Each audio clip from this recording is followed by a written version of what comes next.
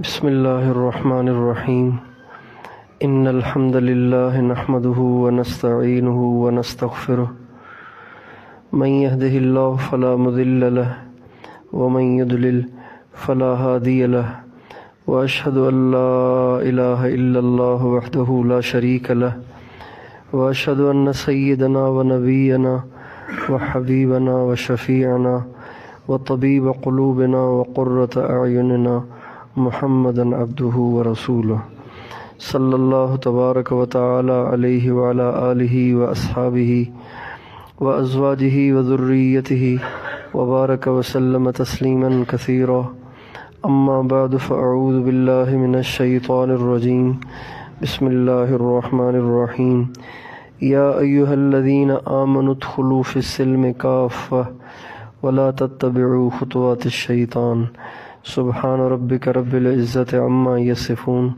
وسلام علی المرسلین والحمد للہ رب العالمین اللہم صلی علی سیدنا محمد وعلی آل سیدنا محمد وبارک وسلم۔ میرے محترم دوستوں اور بھائیوں اور پردے میں بیٹھی ہوئی میری ماؤں بہنوں،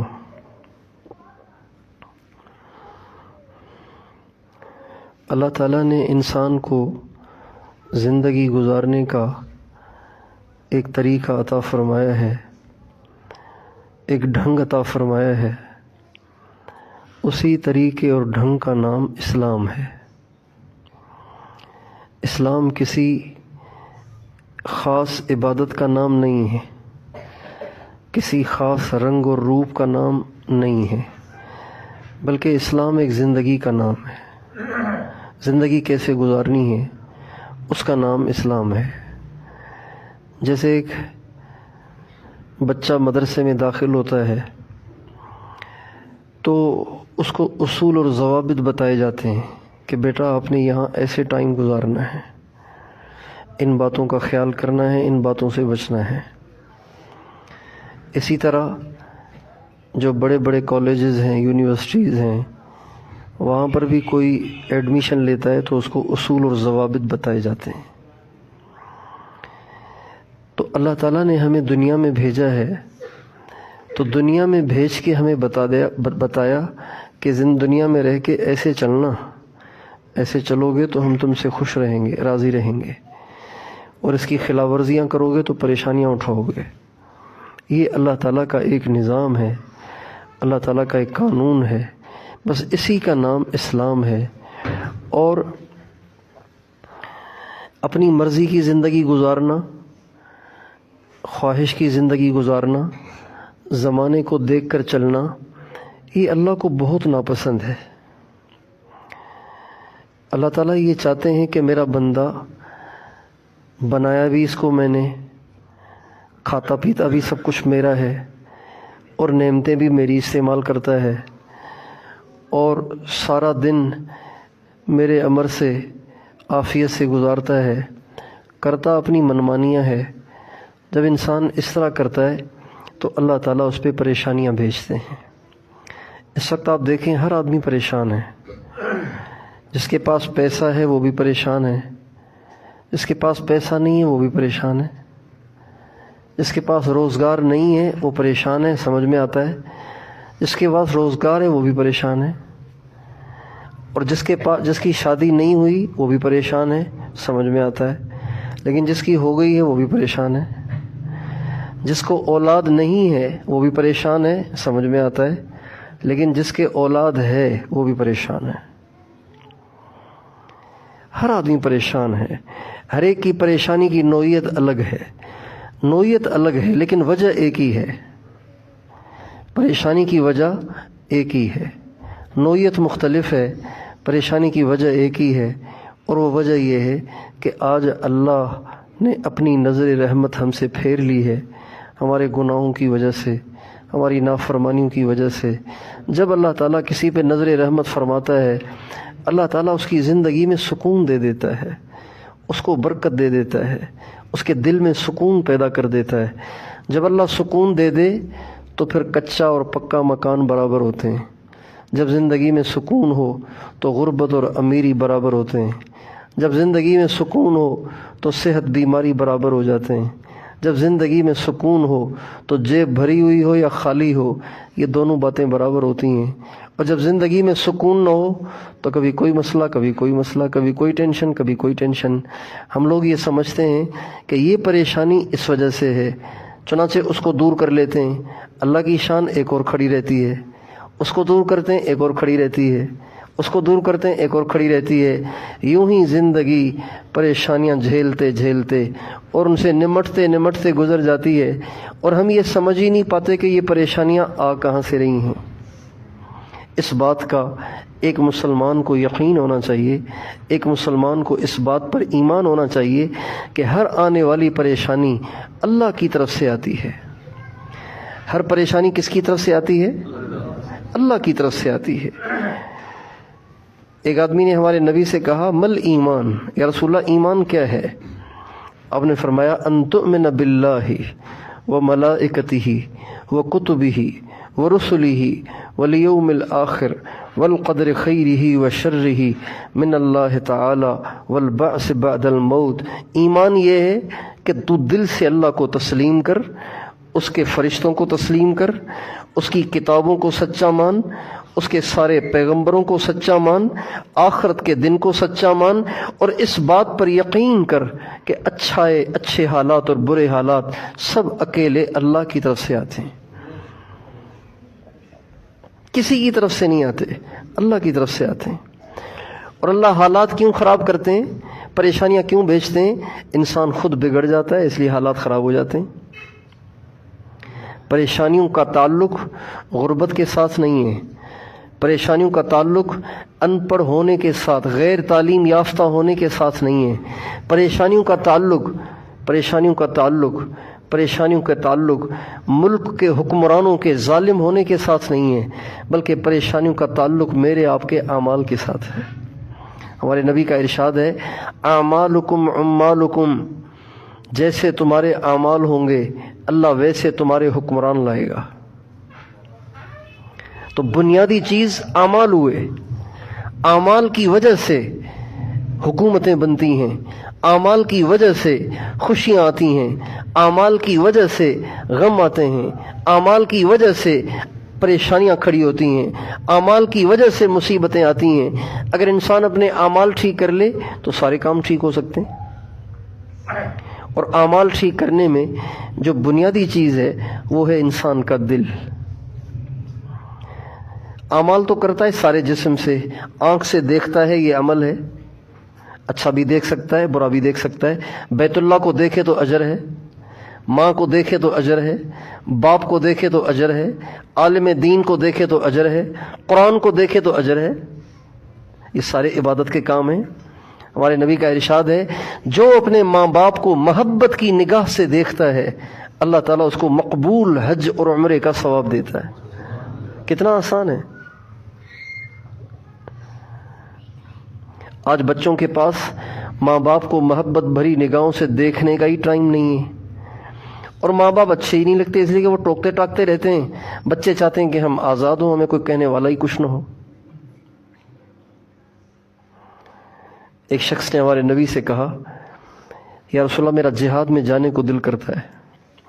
آپ نے فرمایا، آپ حکیم تھے نا، سمجھ جاتے تھے کہ اگلا کس پوزیشن میں ہے. تو آپ علیہ السلام نے فرمایا تیری ماں زندہ ہے؟ کہ جی. بوڑھی ہے، کمزور ہے، بیمار ہے.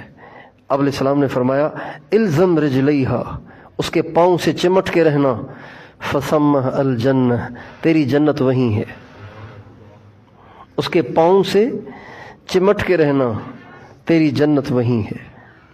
اور آپ علیہ السلام کا ارشاد ہے اوسط ابواب الجنت، جنت کا بیچ کا دروازہ، مین گیٹ بیچ میں ہوتا ہے نا، چھوٹے چھوٹے دروازے دائیں بائیں ہوتے ہیں. جنت کا جو مین گیٹ ہے نا وہ باپ ہے. پھر آپ علیہ السلام فرماتے ہیں چاہو تو اس دروازے کو باقی رکھو، چاہو تو اسے توڑ دو. باپ راضی ہے تو دروازہ باقی ہے، باپ ناراض ہے تو دروازہ ٹوٹ گیا. داخل ہونے کا پھر سوال ہی پیدا نہیں ہوتا. تو ماں باپ کو دیکھنا اجر، یہ عمل ہے. عالم کو دیکھنا اجر، یہ عمل ہے، قرآن کو دیکھنا عمل، یہ اجر ہے، لیکن کسی کی بیٹی کو دیکھنا، غیر محرم کو دیکھنا، عورت کا مرد کو جھانکنا، مرد کا عورت کو جھانکنا، اور آج کل تو موبائل ہے تو اس میں تو نگاہ کا بچانا بڑا مشکل ہو گیا ہے۔ یہ سب عمل ہیں، اچھے بھی ہو سکتے ہیں، برے بھی ہو سکتے ہیں۔ کان سے انسان قرآن بھی سن سکتا ہے، نیکی کی نصیحت بھی سن سکتا ہے، اچھا بیان سن سکتا ہے، اور قرآن کی تلاوت سن سکتا ہے، اللہ کا ذکر سن سکتا ہے، نبی کریم صلی اللہ علیہ وسلم کی شان میں پڑھا جانے والا کلام سن سکتا ہے، اور اسی کان سے انسان گانے بھی سن سکتا ہے، اوروں کی غیبتیں بھی سن سکتا ہے۔ لوگ سمجھتے ہیں کہ غیبت کرنا گناہ ہے، جبکہ غیبت سننا بھی غیبت کرنے جتنا ہی گناہ ہے۔ ایک آدمی غیبت کر رہا ہے، فلاں ایسا ہے، دوسرا کان دھر کے سن رہا ہے، یہ دونوں برابر کے شریک ہیں۔ اگر اس کو اتنا گناہ ہو رہا ہے تو اگلے کو بھی اتنا ہی گناہ ہو رہا ہے، یہ دونوں ایک جیسے گناہ ہیں۔ غیبت کرنا بھی گناہ، سننا بھی گناہ۔ تو کانوں سے غیبت سنی بھی جاتی ہے اور کانوں سے گانے بھی سنے جاتے ہیں، کانوں کے اعمال ہیں یہ۔ زبان سے کسی کو نیکی کی نصیحت کریں، یہ بھی عمل ہے، کسی کو گالی دیں، یہ بھی عمل ہے۔ زبان سے کسی دکھی کو تسلی کے دو بول بول دیں، یہ بھی نیکی ہے، اور کسی کی دل آزاری کریں، یہ بھی عمل ہے۔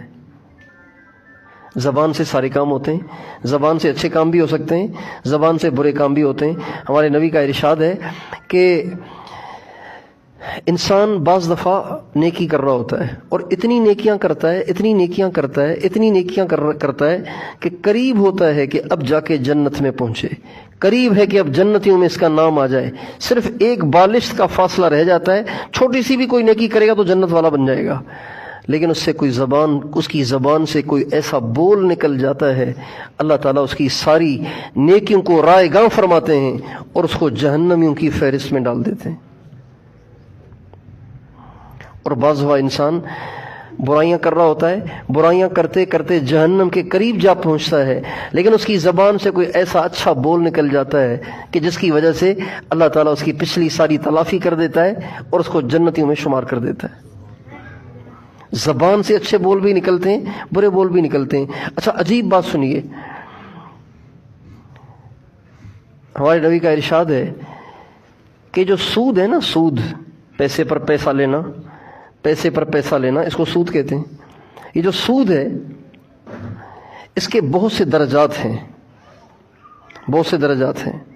جیسے نیکی کے درجات ہیں نا، اب اپنی نماز پڑھو تو 1 نماز، جماعت سے پڑھو تو 27 نمازیں، اور بعض ایسے ہوتے ہیں جس کو 1 نماز پہ لاکھوں نمازوں کا ثواب ملتا ہے، کروڑوں نمازوں کا ثواب ملتا ہے، ہر ایک کے اپنے اخلاص اور اس کے خشوع و خضوع کے مطابق اس کو ملتا ہے۔ تو نیکی کے درجات ہیں، ایسے ہی سود کے بھی درجات ہیں، سود کے درجات ہیں۔ ہمارے نبی کا ارشاد ہے جو سب سے چھوٹے درجے کا سود ہے نا، سود کا جو سب سے آخری درجہ ہے، سب سے چھوٹا درجہ ہے، یہ ماں کے ساتھ بدکاری جیسا گناہ ہے۔ یہ ایسا گناہ جیسے کسی نے ماں کے ساتھ بدکاری کر دی۔ اور سود کا جو سب سے بڑا درجہ ہے، سب سے بھاری اور سب سے زیادہ برا درجہ ہے، وہ مسلمان کی بے عزتی ہے، کسی مسلمان کی بے عزتی۔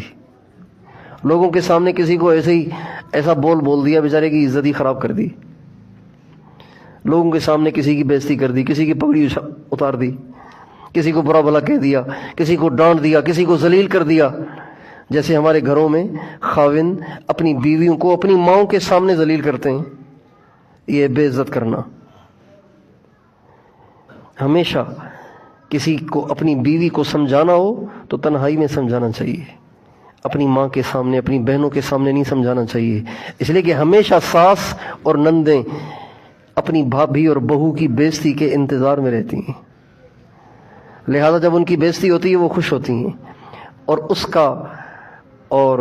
اس سے اس کا بیوی کا دل بہت زیادہ دکھتا ہے کہ جس کی وجہ سے میں اس گھر میں آئی تھی وہی میری عزت نہیں کرتا، جب وہ چلا جائے گا تو اس کی پیٹھ پیچھے اس کی ماں، اس کی بہنیں میری کیا عزت کریں گی۔ کسی مسلمان کی بے عزتی کرنا، کسی مسلمان کی پگڑی اتارنا، کسی مسلمان کو اوروں کے سامنے ذلیل کرنا، یہ سب سے بڑا سود ہے، سب سے بڑا سود ہے۔ اب یہ زبان کا عمل ہے، یہ بھی عمل ہے، تو انسان کا سارا جسم عمل کرتا ہے، لیکن بنیادی چیز ہے دل، بنیادی چیز دل ہے۔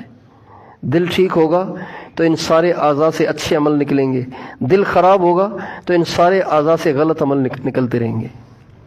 اس لیے انبیاء علیہ السلام سب سے پہلے دل کو فوکس کرتے ہیں، سب سے پہلے دل پہ محنت کرتے ہیں۔ جب دل ٹھیک ہو جائے گا تو سارا ٹھیک ہو جائے گا۔ سردی کا موسم ہے نا، سردی کے موسم میں بعض آدمی ٹھنڈا پانی پیتا ہے، کوئی کھٹی چیز کھا لیتا ہے، کوئی آئل والی چیز کے اوپر ٹھنڈا پانی پی لیتا ہے تو ایک دم گلا پکڑا جاتا ہے۔ اب گلے میں انفیکشن ہو جاتا ہے، گلے میں درد شروع ہو جاتا ہے۔ اب جب گلے میں انفیکشن شروع ہوا تو شروع ہوتے ہی آپ کو بخار چڑھنا شروع ہو جائے گا۔ اب جو سمجھدار ڈاکٹر ہوتا ہے نا، جب آپ اس کے پاس جائیں گے اور اپنا بخار چیک کروائیں گے تو آپ کی نبض چیک کرے گا، تھرمامیٹر ڈال کے بخار چیک کرے گا، پھر کہے گا منہ کھولو، پھر اندر ٹارچ مارے گا، بخار کیوں ہے، بخار کی وجہ کیا ہے۔ جب وہ اندر ٹارچ مارے گا تو کہے گا آپ کو تو گلے میں انفیکشن ہو گیا ہے، اس کی وجہ سے بخار ہے۔ جب تک گلا ٹھیک نہیں ہوگا آپ کا بخار نہیں اترے گا، آپ چاہے کتنی پیناڈول کھاتے رہیں، گلا ٹھیک نہیں ہوگا، بخار نہیں اترے گا، اس لیے کہ بخار ہے ہی گلے کے انفیکشن کی وجہ سے۔ اسی طرح انسان جو بد نگاہی کرتا ہے، بد زبانی کرتا ہے، غلط کام کرتا ہے، برے کام کرتا ہے، گناہوں کے کام کرتا ہے، اس کی وجہ اس کے دل کا انفیکشن ہوتا ہے۔ دل میں انفیکشن ہوگا، آنکھ غلط دیکھے گی، دل میں انفیکشن ہوگا، زبان غلط بولے گی، دل میں انفیکشن ہوگا، کان غلط سنیں گے، دل میں انفیکشن ہوگا، انسان کا سارا جسم غلط استعمال ہوگا۔ اس لیے آپ دیکھیں گے کہ برائی کرنے والے لوگ بھی برائی کو اچھائی سمجھ کے نہیں کرتے، برائی کو برا سمجھتے ہیں لیکن چھوٹتی ہی نہیں، اس لیے کہ انفیکشن ہے، انفیکشن ٹھیک ہوا نہیں۔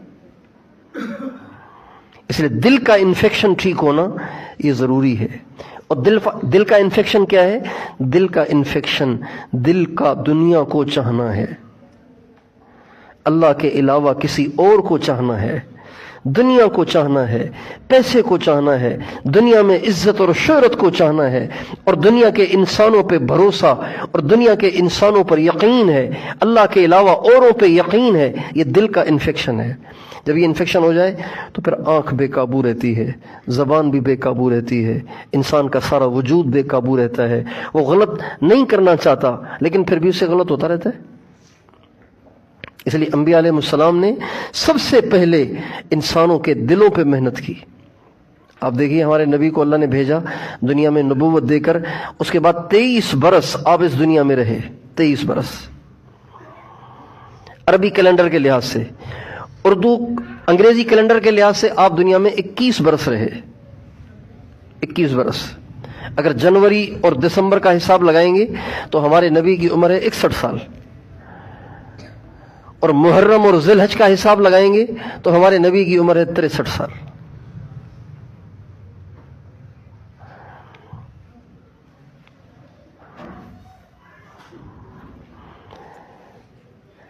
اب یہ جو 23 برس تھے نا آپ کی نبوت کے، ان 23 برس میں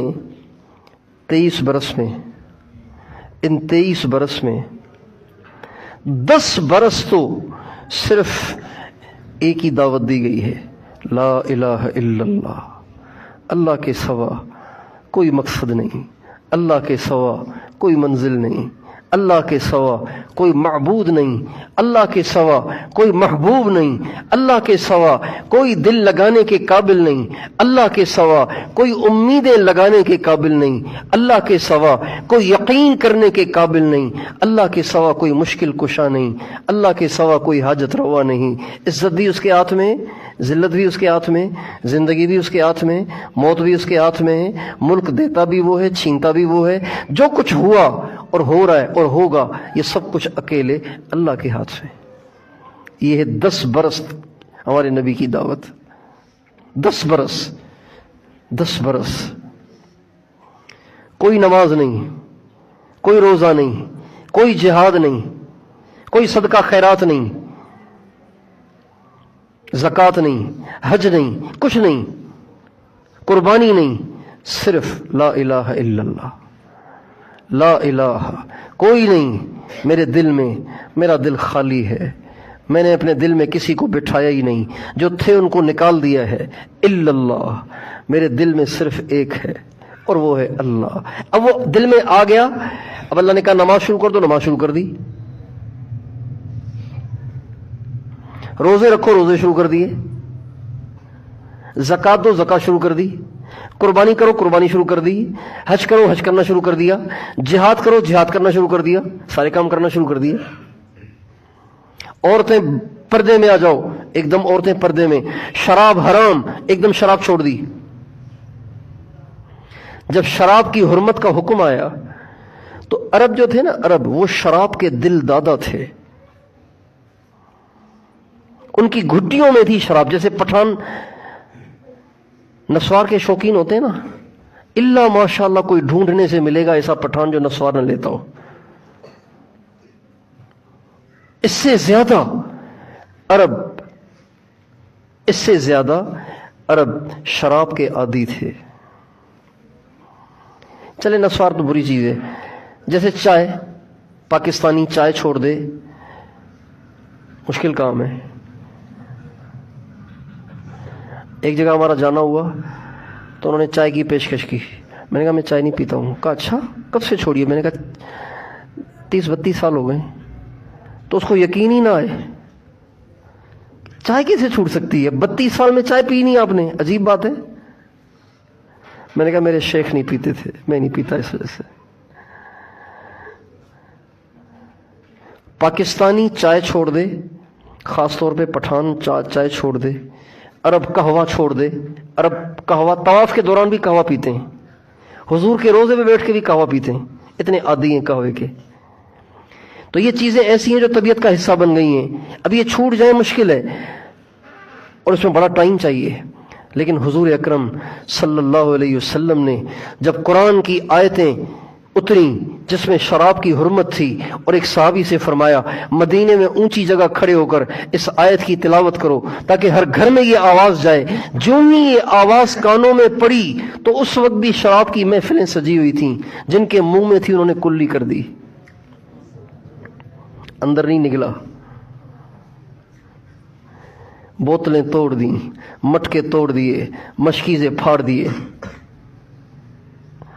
یہاں تک کہ جن برتنوں میں پیتے تھے وہ برتن بھی توڑ دیے۔ یہ حدیث میں آتا ہے جن برتنوں میں صحابہ شراب پیتے تھے وہ برتن بھی توڑ دیے۔ کیوں؟ اس لیے کہ انفیکشن تو ہے نہیں، اب بس حکم آنے کی دیر ہے۔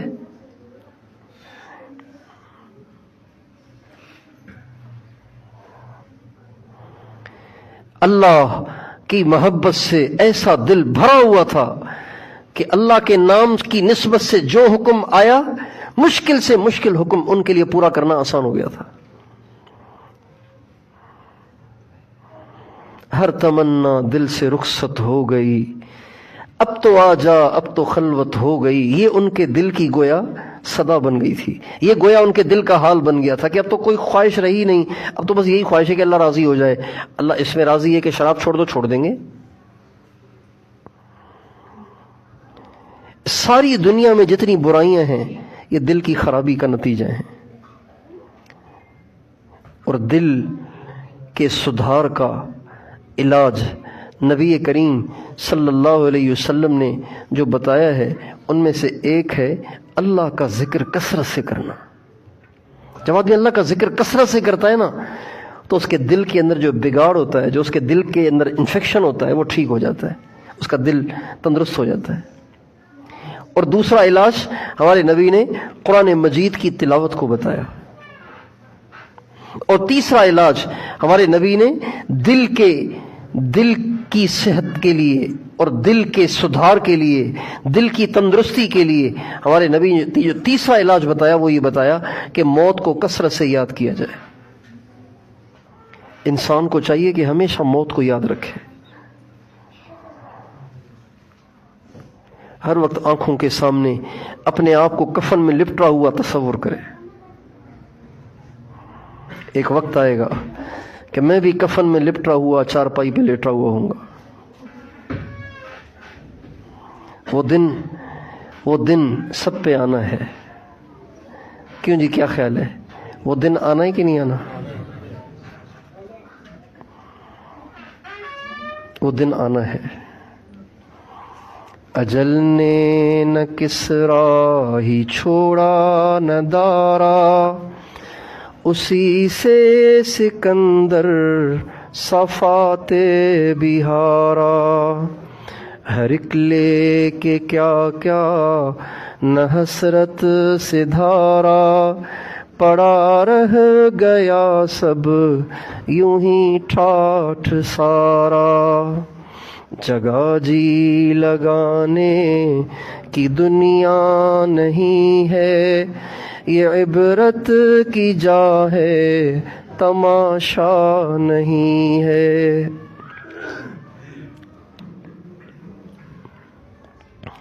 آج ہمیں موت یاد نہیں ہے۔ آج ہم قبرستان میں جاتے ہیں ایک رسم کے طور پر، جا کے فاتحہ پڑھ کے آ جاتے ہیں۔ یہ خیال نہیں آتا کہ کبھی ان کے بیچ میں بھی لیٹا ہوا ہوں گا، کبھی میں بھی اسی مٹی تلے دبا ہوا ہوں گا، کبھی لوگ مجھ سے بھی فاتحہ پڑھنے آئیں گے۔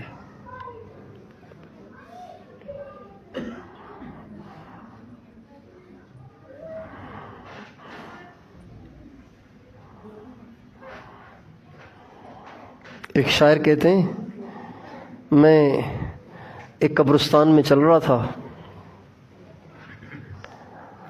میں قبرستان میں جا رہا تھا، تو قبرستان میں بعض دفعہ کتے بھی وہ کھدائی کرتے ہیں نا قبروں کی، بارشیں ہو جاتی ہیں، قبریں ٹوٹ جاتی ہیں، تو وہ ہڈیاں باہر آ جاتی ہیں، پتہ نہیں چلتا۔ تو کہتے ہیں میں ایک دفعہ جا رہا تھا قبرستان میں، تو ایسے ہی چلتے چلتے میری ٹھوکر لگی، میں نے جو نیچے دیکھا تو وہ کسی کی کھوپڑی تھی۔ میرا جو پاؤں لگا تو میں نے سمجھا کوئی پتھر ہے، کوئی لکڑی ہے، لیکن جب نیچے کو دیکھا تو وہ کسی کی کھوپڑی تھی، اور وہ کھوپڑی زبان حال سے کہہ رہی تھی، میں بھی کبھی کسی کا سر پر غرور تھا، میں بھی کسی کا ایسا سر تھا جس میں غرور بھرا ہوا تھا، نیچے ہی نہیں ہوتی تھی گردن، ہمیشہ اکڑی رہتی تھی، گردن میں ہمیشہ سریا لگا رہتا تھا، میں بھی کبھی کسی کا سر پر غرور تھا، میں بھی کسی کا وہ سر تھا جو غرور میں بھرا ہوا مغرور قسم کا تھا۔ آج میں ٹھوکروں میں ہوں۔ اس لیے دل کے سدھرنے کا ایک راستہ یہ ہے کہ ہم موت کو یاد رکھیں، ہر وقت آخرت یاد رہے، قبر یاد رہے، قیامت یاد رہے، دنیا کی رنگینیاں اور دنیا کے ساز و سامان کو ہم للچائی ہوئی نگاہ سے کبھی بھی نہ دیکھیں۔ جو دنیا کی چیزوں کو للچائی ہوئی نگاہوں سے دیکھتے ہیں ان کے دلوں میں دنیا کی محبت ضرور آتی ہے۔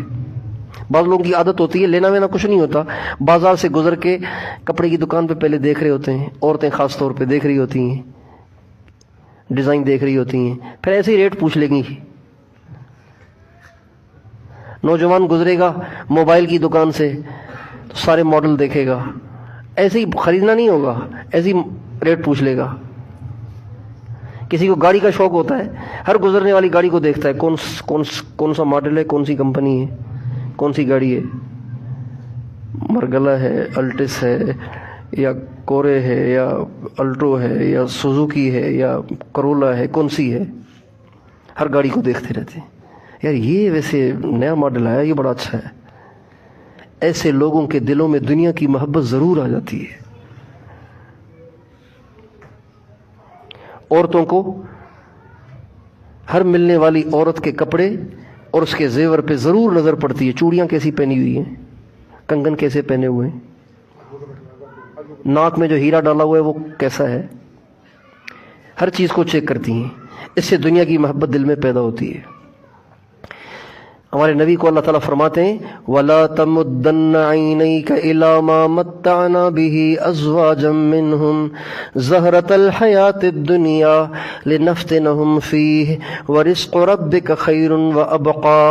اللہ تعالیٰ فرماتے ہیں ہم نے جو لوگوں کو دنیا دے رکھی ہے نا، ہرگز ان پہ آنکھ بھر کے نہ دیکھنا، یہ دنیا کی رونق ہے اور کچھ نہیں ہے، اور جن کو ہم نے دی ہے ان کو آزمانے کے لیے دی ہے، یہ تو ان کی آزمائش چل رہی ہے، تو ان کی آزمائش چل رہی ہے۔ جن کے پاس دنیا نہیں ہے ان کے تو مزے ہیں، حساب ہی نہیں کوئی ان کا۔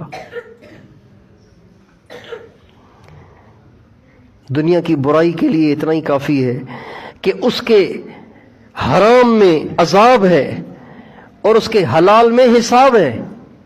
عجیب بات، دنیا کی برائی کے لیے اتنا ہی کافی ہے کہ اس کے حرام میں عذاب ہے اور اس کے حلال میں حساب ہے۔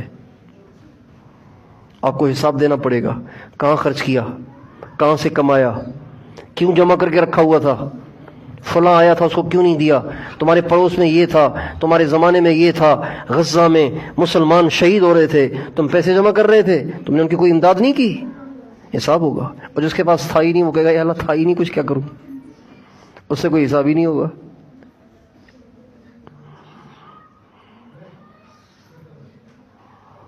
کتنے مسلمان ہیں جو ساری خبریں سن رہے ہیں کہ غزہ میں کیا ہو رہا ہے، لیکن ان کو کوئی ٹینشن نہیں۔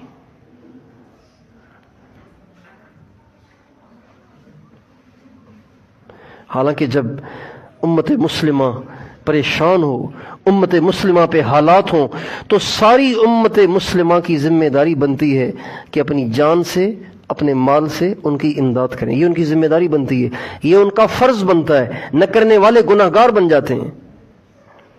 جب ان کے کانوں میں پڑ گئی کہ امت مسلمہ روٹی کے لیے پریشان ہے، امت مسلمہ بھی وہ جو حضرت ابراہیم کے پڑوسی ہیں، جو مسجد اقصیٰ کے پڑوسی ہیں، جو بیت المقدس کے پڑوسی ہیں، جو صحابہ کی اولاد ہیں، اور جن کے خونہ خون اور بے سر و سامان اور ان کے گھروں کے گرائے جانے کا سبب صرف یہ ہے کہ وہ مسجد اقصیٰ کے پہرے دار ہیں، اور تو کوئی دشمنی نہیں ان کی،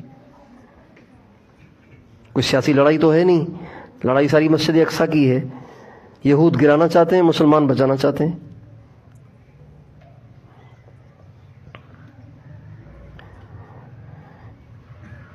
اس لیے میرے دوستو، میں اور آپ اس کی نیت کریں کہ انشاءاللہ ہم اپنے دل پر محنت کریں گے، اپنے دل کو ساری سیاہیوں سے پاک کریں گے اور پورے دین پہ زندگی گزاریں گے۔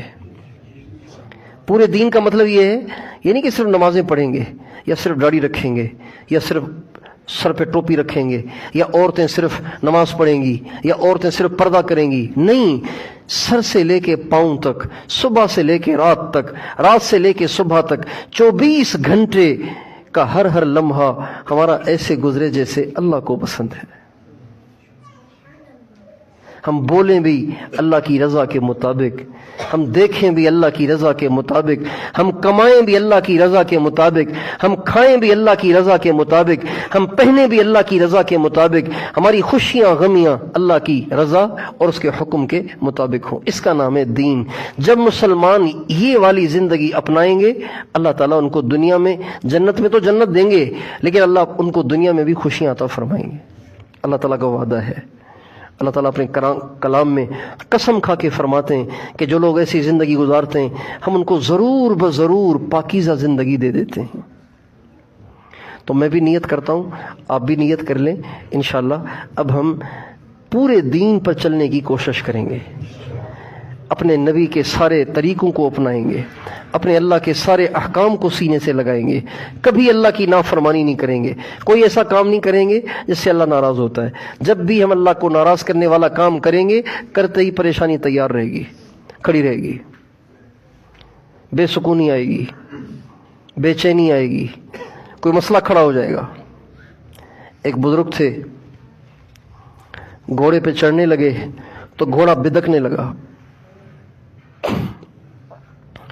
تو گھوڑے کو چھوڑ کے ایک طرف جا کے 2 رکعت نفل پڑھ کے توبہ کرنے لگے، یا اللہ مجھ سے ایسا کون سا گناہ ہوا ہے جس کی وجہ سے تو نے میرے گھوڑے کو میرا نافرمان کر دیا ہے، مجھے معاف کر دے، میں اب تیری نافرمانی نہیں کروں گا۔ اللہ سے اپنے گناہ کی معافی مانگ کے آئے تو گھوڑا بالکل ٹھیک۔ بچے نافرمان ہو جاتے ہیں تو لوگ وظیفے پوچھتے ہیں، خود ٹھیک نہیں ہوتے۔ بھائی آپ اللہ سے ٹھیک ہو جائیں، اللہ آپ کے بچوں کو آپ سے ٹھیک کر دے گا۔ افسر پریشان کرے، باس پریشان کرے تو وظیفے پوچھتے ہیں، اپنے سے نیچے والوں کے ساتھ خود ٹھیک نہیں ہوتے۔ اپنی بیوی کے ساتھ کیا سلوک کر رہے ہیں، اپنے بچوں کے ساتھ کیا سلوک کر رہے ہیں، اپنے سے چھوٹوں کے ساتھ کیا سلوک کر رہے ہیں، اس کو نہیں دیکھتے، بلکہ یہ دیکھتے ہیں کہ افسر خاموش ہو جائے، افسر مجھے کچھ نہ کہے، یعنی ہم نہیں بدلیں گے، کوئی ایسی صورت ہو کہ ہمیں کوئی دکھ نہ دے۔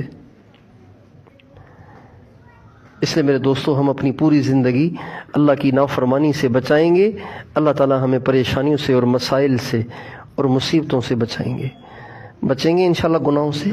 خود بھی یہ والی پاکیزہ زندگی اختیار کریں اور ان کو بھی کہیں، اپنے گھر میں اس کا ماحول بنائیں۔ سارے مرد، ساری عورتیں اگر اپنے گھروں میں دین کا ماحول بنانے کی محنت کریں تو بہت سی بے دینی ختم ہو سکتی ہے معاشرے سے۔ دنیا میں جتنے برے لوگ ہیں یہ زمین سے نکلے ہیں، آسمان سے اترے ہیں؟ آپ سے پوچھتا ہوں،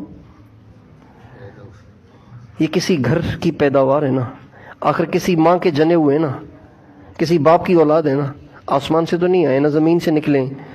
تو یہ برے کیوں ہو گئے؟ اس لیے کہ ان کی ماں نے ان کو اچھا بنانے کی کوشش نہیں کی، محنت نہیں کی۔ ہماری مائیں کوشش کرتی ہیں، ہمارے باپ کوشش کرتے ہیں، لیکن جب پانی سر سے گزر جاتا ہے پھر ساری زندگی لاڈ پیار میں کچھ کہتے نہیں، اور اللہ والوں سے۔ اور آج کل تو لوگ سوچتے ہیں کہ اگر یہ اللہ والوں کے قریب ہو گیا تو مولوی ہو جائے گا، اس لیے اس کو دور ہی رہنے دو بس، تاکہ کماؤ پوت بنے، خوب کمانے والا بنے۔ اور اللہ کی شان، نتیجہ یہ نکلتا ہے کہ چند ہی سال میں وہ کماؤ پوت بننے کی بجائے سر درد بن جاتا ہے، باعث سے ٹینشن بن جاتا ہے، ماں بھی پریشان، باپ بھی پریشان، سارا گھر پریشان۔ اس لیے میرے دوستو، اپنے بچوں کو اللہ والوں کے قریب رکھیں۔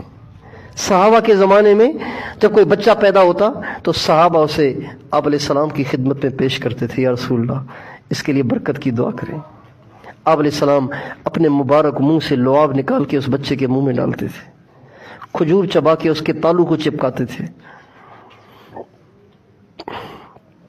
آج کل اس کا رواج ہی نہیں ہے کہ ہم اللہ والوں کے پاس بچوں کو لے کے جائیں، اللہ والوں سے بچوں کی دعا کروائیں، اس کا رواج نہیں ہے۔ ہاں، جب ڈاکٹروں نے جواب دے دیے ہوں اور بخار اتر نہ رہا ہو، پھر کہیں گے تھوڑا سا دم کر دیں، بخار اتر جائے۔ یہ بچہ بڑے ہو کے سدھر جائے اور بڑا ہو کے نیک بن جائے اور بڑا ہو کے اللہ والا بن جائے، اس کی دعا نہیں کراتے۔ اس لیے ہم اور آپ خود بھی صحیح ہونے کی کوشش کریں، اپنے گھروں میں بھی ایسا ماحول بنائیں۔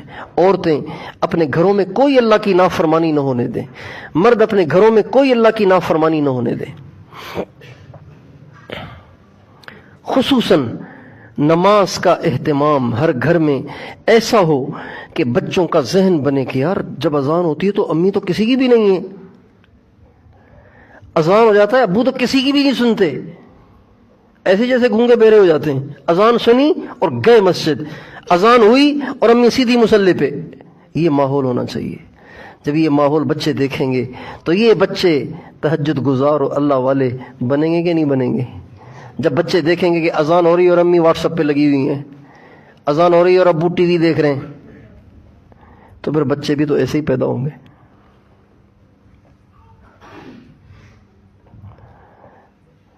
اس لیے اپنے گھروں میں ایسی فضا بنائیں۔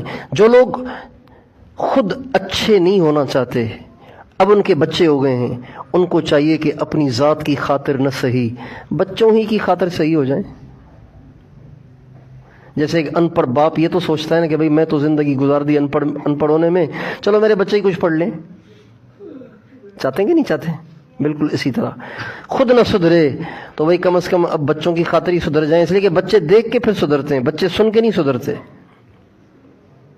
اللہ تعالیٰ نے بچے کا مزاج بنایا ہے کہ وہ لیکچر کا اثر نہیں لیتا، ترغیب کا اثر نہیں لیتا، وہ عمل کا اثر لیتا ہے۔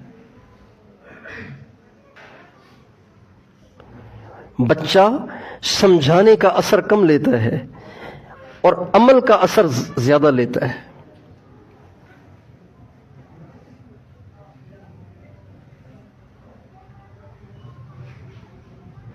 ایک دفعہ میں نے اپنے نواسے کو ایسے ہی مذاق میں میں نے اس کی زبان نکال لی.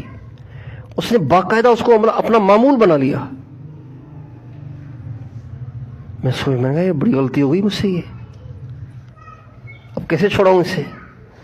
پھر اللہ اللہ کر کے دعائیں مانگتا رہا، پھر اس سے چھوٹ گئی یاد. بچے دیکھتے ہیں کہ بڑا کیا کر رہا ہے، پھر وہ ویسے کرتے ہیں. تو اس لیے ہم اپنے گھروں میں دین کا ماحول بنائیں، اپنے بچوں کو نیک بنائیں، خود نیک بنیں. اس سے ہمارے گھروں میں رحمتیں، برکتیں، سکون آئے گا. ورنہ جینا جنجال رہے گا، پریشانی رہے گی، ٹینشن رہے گی، زندگی بے سکون رہے گی. اللہ تعالیٰ مجھے اور آپ کو عمل کرنے کی توفیق نصیب فرمائے. لا الہ الا اللہ محمد الرسول اللہ. درود شریف پڑھ لیجئے. لا الہ الا انت سبحانک انی کنت من الظالمین. اللہم صلی علی سیدنا محمد وعلی آل سیدنا محمد وبارک وسلم. اللہ ہم تیرے گناہ گار خطا کار بندے اور بندیاں تیرے دروازے پہ چل کے آئے ہیں، اپنے گناہوں کا اقرار کرتے ہیں، اپنے گناہوں کی معافی بھی چاہتے ہیں. اللہ تیرے در کے سوا ہمارے پاس کوئی راستہ نہیں ہے. تو ہی ہمارا کار ساز ہے، تو ہی ہمارا مشکل کشا ہے، تو ہی ہمارا حاجت روا ہے. اے اللہ ہم تیرے در پہ نہ آئیں تو بھلا کہاں جائیں. اے مالک الملک، ہمارے اب تک کے کیے ہوئے تمام گناہوں کو اپنی رحمت سے معاف فرما دے. اللہ اپنی رحمت سے معاف فرما دے. اللہ اپنی رحمت سے معاف فرما دے.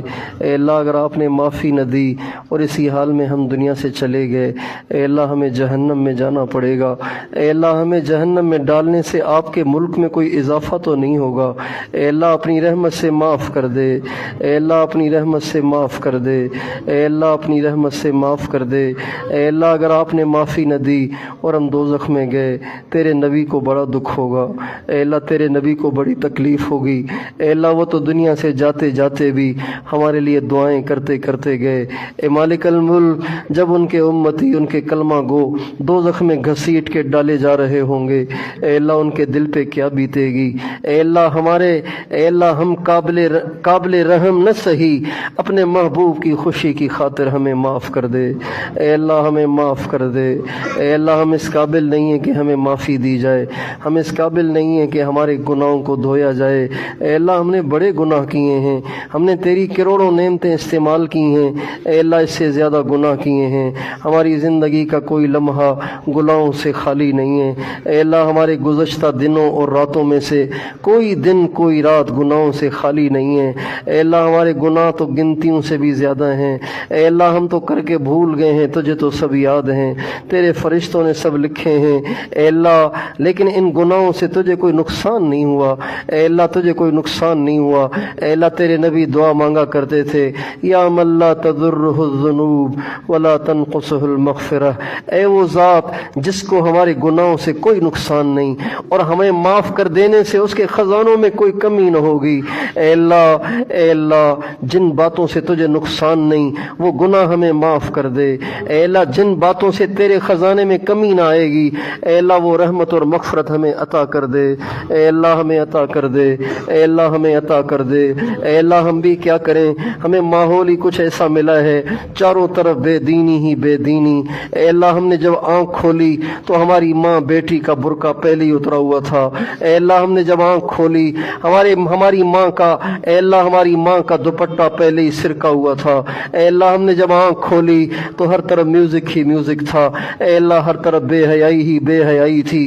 اے اللہ مسجدوں کو ہم نے یوں ہی خالی دیکھا ہے، بازاروں کو ہم نے بچپن سے بھرا بھرا دیکھا ہے، برائی کے اڈوں پہ ہمیشہ ہم نے رش ہی دیکھا ہے. اے اللہ تیرے گھروں میں ہمیشہ ہم نے اے اللہ گنے چنے لوگ ہی دیکھے ہیں. ہم نے دیکھی ہی خزاں ہے، ہم نے بہار دیکھی ہی نہیں۔ اے مالک الملک، اے بادشاہوں کے بادشاہ، جب ہمیں ماحول ہی ایسا ملا تو اے اللہ ہم بھلا کیسے قطب بنتے، ہم کیسے ابدال بنتے، اے اللہ ہم کیسے کامل ولی بنتے۔ اے بادشاہوں کے بادشاہ، اے مالک الملک، اے بادشاہوں کے بادشاہ، اے اللہ پانی بھی برف فریزر میں بنتا ہے، اے اللہ دھوپ میں نہیں بنتا۔ اے اللہ بے دینی کے ماحول میں بھلا ہم ولی کیسے بنتے؟ ہمیں گھروں میں بھی ایسا ماحول نہ ملا، اے اللہ ہمیں باہر بھی ایسا ماحول نہ ملا۔ ہم نے جن ٹیچروں سے پڑھا اے اللہ وہ داڑھی منڈانے کو پہ فخر کیا کرتے تھے، پینٹ پہننے پہ فخر محسوس کرتے تھے، اے اللہ وہ دین کا مذاق اڑاتے تھے، اے اللہ وہ تیرے نبی کی سنت کا مذاق اڑاتے تھے۔ اے اللہ ہم نے ایسے ٹیچروں، ایسے پروفیسروں کے پاس پڑھا جنہوں نے ہمیں تیری ذاتی کے بارے میں شک میں ڈال دیا، تیرے نبی کے بارے میں شک میں ڈال دیا۔ اے اللہ ایسے ماحول میں بھلا ہم بلال تو نہیں بن سکتے تھے، ہم خباب تو نہیں بن سکتے تھے۔ اے اللہ ہماری کوتاہیوں کو اپنی رحمت سے معاف کر دے۔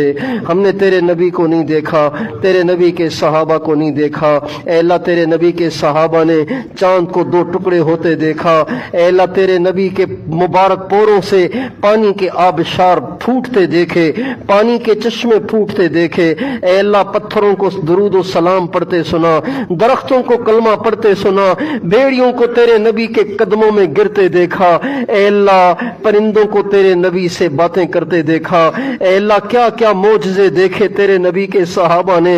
اے اللہ ہم نے تو کوئی معجزہ نہیں دیکھا، نہ جبریل کو دیکھا، نہ قرآن کو اترتے دیکھا، صرف سائن بورڈوں پہ اپنی ہی بہنوں کی ننگی تصویریں دیکھیں۔ اے اللہ ہر طرف ڈانس اور ہر طرف میوزک کی آوازیں گونجتی سنی۔ اے اللہ تو ہی بتا بھلا ایسے ماحول میں ہم چلیں تو کیسے چلیں؟ اے اللہ ہم روزانہ اپنے بزرگوں کی باتیں سن کے نیک بننے کی نیت کرتے ہیں، لیکن ایک قدم آگے کرتے ہیں، دو قدم پیچھے چلے جاتے ہیں۔ اے اللہ روزانہ توبہ کرتے ہیں، روزانہ ٹوٹ جاتی ہے۔ اے مالک الملک ہماری نگاہیں ناپاک ہو گئی ہیں، ہماری زبانیں ناپاک ہو گئی ہیں، ہمارے کان ناپاک ہو گئے ہیں، ہمارا دامن داغدار ہوا پڑا ہے۔ اے اللہ ہماری مثال بس اس پلے کی سی ہے جو گٹر میں گر گیا ہو، سر سے پاؤں تک وہ گندے پانی میں ڈوبا ہوا ہو، پاخانوں سے لگا ہوا ہو۔ اے اللہ ہم بھی گندگیوں میں ڈوب چکے ہیں، انٹرنیٹ میں ڈوب چکے ہیں، فیس بک اور یوٹیوب میں ڈوب چکے ہیں۔ ہماری نگاہیں کیا، ہمارے سر کے بال سے لے کے پاؤں کے ناخن تک سارا وجود گندا ہو چکا ہے، بدبودار ہو چکا ہے۔ لیکن اے اللہ ہم تیرے پاس بڑی امید لے کے آئے ہیں، اے اللہ بڑی امید لے کے آئے ہیں۔ اے اللہ جب بچے کے کپڑوں میں پاخانہ نکل جاتا ہے تو وہ بھی سمجھتا ہے گندی چیز ہے، ہر ایک کے پاس، اے اللہ وہ کسی کے پاس نہیں جاتا، اسے پتا ہے کہ اس حال میں جاؤں گا تو ہر ایک دھکے دے کے دور کرے گا، ہر ایک نفرت کرے گا۔ اے اللہ مگر وہ بے دھڑک ماں کے پاس جاتا ہے، بے دھڑک ماں کے پاس جاتا ہے، اس لیے کہ اسے امید ہوتی ہے کہ یہ وہ ہستی ہے جو میرے پاخانے کو دیکھ کے مجھ سے نفرت نہیں کرے گی بلکہ مجھے نہلائے گی، دھلائے گی، سینے سے لگائے گی۔ اللہ ہم بھی یہی امید لے کے آئے ہیں کہ تو ماؤں سے زیادہ مہربان ہے، اپنی گندگیاں تیرے سامنے پیش کرتے ہیں۔ اے اللہ اپنی رحمت سے ہماری ساری گندگیاں دھو دے، اے اللہ ساری گندگیاں دھو دے، اے اللہ ساری گندگیاں دھو دے، ہمیں پاک کر دے، ہمیشہ کے لیے پاک کر دے۔ اے اللہ روز روز توبہ توڑتے توڑتے اے اللہ شیطان مایوسی میں ڈال دیتا ہے کہ تو سدھرتا تو ہے نہیں، کیوں توبہ کرتا ہے، کیوں مذاق کرتا ہے۔ اے اللہ تو ہمیں مایوسی سے بچا، ہمیں پکی سچی توبہ عطا فرما، ہمیں گناہوں سے ہمیشہ کے لیے محفوظ فرما۔ اے اللہ ہم نے تیرے محبت کرنے والے بندے تو دیکھے ہیں لیکن تیری محبت کو ابھی تک نہیں دیکھا۔ اے اللہ تیری محبت کا مزہ ابھی ہم چکھ ہی نہیں پائے۔ اے اللہ تیری محبت کی چاشنی سے ابھی ہم نا آشنا ہیں۔ اے اللہ ہم نے تیرے وہ بندے دیکھے ہیں جو تیرا نام لیتے تھے ان کے منہ میں پانی آ جاتا تھا۔ اے اللہ تیرا نام لیتے تھے تو تیری ذات میں گم سم سے ہو جاتے تھے، لیکن اے اللہ ہم ابھی تک نا آشنا ہیں، بال سفید ہو گئے، اے اللہ ہڈیاں کمزور ہو گئیں، اے اللہ بیٹھتے ہیں تو ٹانگیں سن ہو جاتی ہیں۔ اے مالک الملک الملک، اے بادشاہوں کے بادشاہ، لیکن تیری محبت سے ابھی بھی نا آشنائی ہے۔ اے اللہ، اے اللہ، اے اللہ، ایسی نا آشنائی کے ساتھ ہم نہیں مرنا چاہتے، ہم مرنے سے پہلے پہلے تیرے عاشق بننا چاہتے ہیں، اپنے دل میں تیری محبت کو رچانا بسانا چاہتے ہیں، اتارنا چاہتے ہیں۔ ہمارے دلوں کو اپنی محبت سے لبریز فرما، لبریز فرما، لبریز فرما۔ اے اللہ اپنے محبوب کی محبت سے لبریز فرما۔ اے اللہ ہماری مائیں مر گئیں، جب وہ یاد آتی ہیں تو آنکھ میں آنسو آتے ہیں، لیکن اے اللہ تیرے محبوب کو یاد کر کے آنسو نہیں آتے۔ اے اللہ، اے اللہ تیرے محبوب کو یاد کر کے آنسو نہیں آتے۔ اے اللہ، اے اللہ حالانکہ قیامت کے دن مائیں نہیں، تیرے محبوب ہمیں کام آئیں گے۔ اے اللہ ہمیں اپنے نبی کی سچی محبت عطا فرما۔ اے اللہ اپنے نبی کی سچی محبت عطا فرما، ان کی ہر ہر سنت کو سینے سے لگانے کی توفیق عطا فرما۔ اے اللہ بار بار، اے اللہ بار بار، اے اللہ جلدی جلدی، اے اللہ بار بار حرمین شریفین کی اے اللہ عارفانہ، اے اللہ عاشقانہ، اے اللہ مقبول حاضری عطا فرما، مقبول حاضری عطا فرما، عارفانہ حاضری، عاشقانہ حاضری، عارفانہ حاضری، عاشقانہ حاضری، عارفانہ حاضری، عاشقانہ حاضری، اے اللہ مقبول حاضری بار بار نصیب فرما۔ اے اللہ بار بار نصیب فرما، اے اللہ بار بار نصیب فرما۔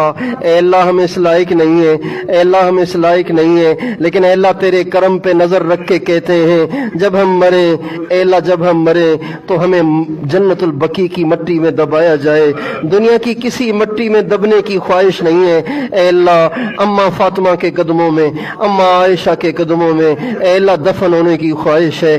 ہماری اس آرزو کو پورا فرما، ہماری اس آرزو کو پورا فرما اللہ، ہماری اس آرزو کو پورا فرما اللہ۔ میرے شیخ بھی وہی ہیں، میرے شیخ کے شیخ بھی وہی ہیں، اے اللہ ان کے شیخ بھی وہی ہیں۔ اے اللہ اس سلسلے کو جاری ساری رکھنا، اے اللہ اس سلسلے کو جاری ساری رکھنا، اے اللہ یہ سلسلہ چلتا رہے، اے اللہ اس میں انقطاع نہ آئے، اے اللہ اس میں انقطاع نہ آئے۔ اے مالک الملک، اے بادشاہوں کے بادشاہ، تبلیغ کے کام کی حفاظت فرما، تبلیغ والوں کی حفاظت فرما، تبلیغ کے کام میں برکتیں عطا فرما، مدارس دینیہ کے پڑھنے پڑھانے والوں کو قبول فرما، مدارس کی حفاظت فرما، خانقاہوں کی حفاظت فرما، جن خانقاہوں میں تیرا نام سکھایا جاتا ہے ان کی حفاظت فرما، ان کو آباد فرما۔ ہمارے بزرگوں کی خانقاہیں اجڑ گئی ہیں، اے اللہ ان خانقاہوں کو دوبارہ سے آباد فرما۔ اے اللہ جیسے تو نے دنیا میں دعوت اور مدارس کا جال بچھا دیا ہے، اپنی رحمت سے ساری دنیا میں اے اللہ سارے لاہور میں ساری دنیا میں خانقاہوں کا بھی جال بچھا دے۔ ہماری انٹرنیٹ کی ماری ہوئی نسل اے اللہ ان کی علاج گاہیں یہ خانقاہیں ہیں، اے اللہ یہ ان برائیوں سے خانقاہوں کے بغیر نہیں نکل سکتے۔ اے اللہ اپنے کرم سے اے اللہ چپے چپے پہ خانقاہیں قائم فرما، صاحب نسبت اہل اللہ تیار فرما، ہمیں ذریعے کے طور پر استعمال فرما، علماء حق کی حفاظت فرما، اقامت دین کے لیے ان کی کوششوں کو کامیاب بنا۔ اے اللہ اے اللہ اے اللہ ہمارے علماء حق کو اقتدار میں لے آ، اے اللہ ہمارے علماء حق کو اقتدار میں لے آ، اے اللہ ہمارے علماء حق کو اقتدار میں لے آ، ان کے ذریعے سے ہر طرف سنت کا ماحول قائم فرما۔ اے اللہ ہمارے اس پیارے ملک کی حفاظت فرما، اے اللہ اس کی سرحدوں کی حفاظت فرما، افواج پاکستان کی حفاظت فرما، اے اللہ ہمارے ملک کے ایٹمی ہتھیاروں کی حفاظت فرما۔ اے اللہ اے اللہ اس ملک کی معیشت کو سود سے پاک فرما۔ اے اللہ الیکشن قریب ہے، تو ہمیں اے اللہ اپنی رحمت سے رحم دل، دیانتدار، دیندار، عادل حکمران عطا فرما، عادل دیندار اور دیانتدار اور نیک دل رحم دل اے اللہ حکمران عطا فرما۔ بے دینوں کو ہدایت دے، بے ہدایتوں کو دفع دور فرما۔ اے اللہ بے قصور قیدیوں کو عافیت سے آزاد فرما، خصوصاً ہماری بہن عافیہ صدیقی کو اور تمام مظلوم مسلمان جو جیلوں میں ہیں ان کو رہائی عطا فرما۔ اے اللہ غزہ کے مسلمانوں کی حفاظت فرما، اے اللہ حماس کے مجاہدین کی حفاظت فرما، اے اللہ ان کو ہمت اور صبر عطا فرما، ان کو ہمت اور صبر عطا فرما، اے اللہ ان کو ہمت اور صبر عطا فرما۔ ساری دنیا نے ان کو چھوڑ دیا ہے، اے اللہ تو انہیں نہ چھوڑنا، اے اللہ تو انہیں نہ چھوڑنا، وہ تیرے ہی آسرے دنیا کی سب سے بڑی طاقت سے برسر پیکار ہیں۔ اے اللہ اے اللہ وہ تیرے ہی آسرے ساری دنیا کی سب سے بڑی طاقت کے سامنے، اے اللہ سب سے بڑی مادی طاقت کے سامنے سینہ سپر ہیں۔ اے اللہ تو ہر لمحے کو ان کی کامیابی کا لمحہ بنا، ان کی عزت کا لمحہ بنا، اے اللہ ان کی فتح کا لمحہ بنا، اے اللہ دشمنوں کی ذلت اور خواری، اے اللہ ان کی شکست اور ان کی ہلاکت اور بربادی کا لمحہ بنا۔ اے اللہ تو دشمنوں پہ اپنا قہر نازل فرما، ان کے میزائلوں کو انہی پہ اتار، اے اللہ ان کے بموں کو انہی پہ پھوڑ دے۔ اے اللہ وہ جو بم ہمارے بچوں پہ برسا رہے، اے اللہ تو ان بموں کا رخ پھیر کے انہی پہ گرا دے۔ اے اللہ جو میزائل وہ ہمارے بچوں پہ برسا رہے، ان میزائلوں کا رخ انہی کے ایوانوں کی طرف کر دے، اے اللہ انہی کے لشکروں کی طرف کر دے۔ اے اللہ ان کو ایسے متعدی موذی مرضوں میں مبتلا فرما کہ یہ آپس میں ہی ایک دوسرے سے لڑ لڑ کے مر جائیں۔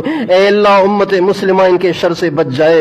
اے اللہ اے اللہ اے اللہ اے اللہ اے اللہ اپنے بچوں اور اپنی عورتوں کے ذبح ہونے اور ان کی لاشوں کے انبار دیکھ دیکھ کے، یہ خبریں سن سن کے اے اللہ دل مایوسی کی طرف جاتا ہے، اے اللہ دل پریشان ہو جاتا ہے۔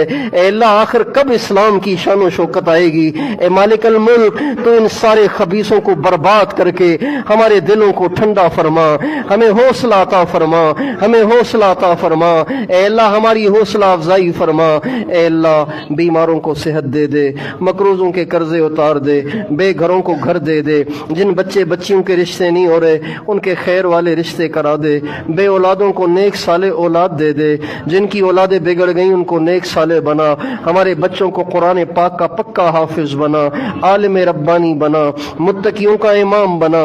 اے اللہ اپنے دین کا دائی بنا، کروڑوں کی ہدایت کا ذریعہ بنا، ہماری قیامت تک کی نسلوں کے ایمان کی حفاظت فرما۔ اے اللہ اے اللہ اے اللہ جن جن نے دعا کے لیے کہا ہے تو ان سب کی ساری پریشانیاں دور فرما۔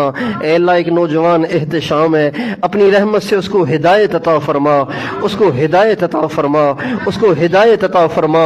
اس کی ماں بڑی پریشان ہے، اس کا باپ بڑا پریشان ہے، اے اللہ ان کی پریشانی دیکھ کے دل پھٹتا ہے۔ اے مالک الملک، اے بادشاہوں کے بادشاہ، تو اس بچے کو اپنے ماں باپ کی آنکھوں کی ٹھنڈک بنا دے، وہ جس گندگی میں مبتلا ہے اس سے اس کو باہر نکال۔ یا من یخرج الحی من المیت ویخرج المیت من الحی، اے وہ ذات جو مردہ سے زندہ کو نکالتا ہے اور زندہ سے مردہ سے زندہ کو نکالتا ہے، اپنے کرم سے اس بچے کو ہدایت دے دے، ساری دنیا کے مسلمانوں کے بچوں کو ہدایت دے دے، ہم سب کو اولاد کے دکھوں سے بچا، اولاد کی پریشانیوں سے بچا، اے اللہ اولاد کی فکروں سے بچا، اے اللہ اولاد کی خوشیاں عطا فرما، راحتیں عطا فرما، اپنی رحمت سے ہماری دعاؤں کو قبول فرما۔ اس سارے مجمع میں مردوں کے عورتوں کے دلوں میں جو جائز ارمان ہو اپنی رحمت سے پورے فرما، ان سب کو جو پریشانیاں درپیش ہوں دور فرما، اور سب کے دلوں کو اپنی محبت سے لبریز فرما۔ آمین۔ وصلی اللہ علی النبی الکریم وعلی آلہ وصحبہ اجمعین برحمتک یا ارحم الراحمین۔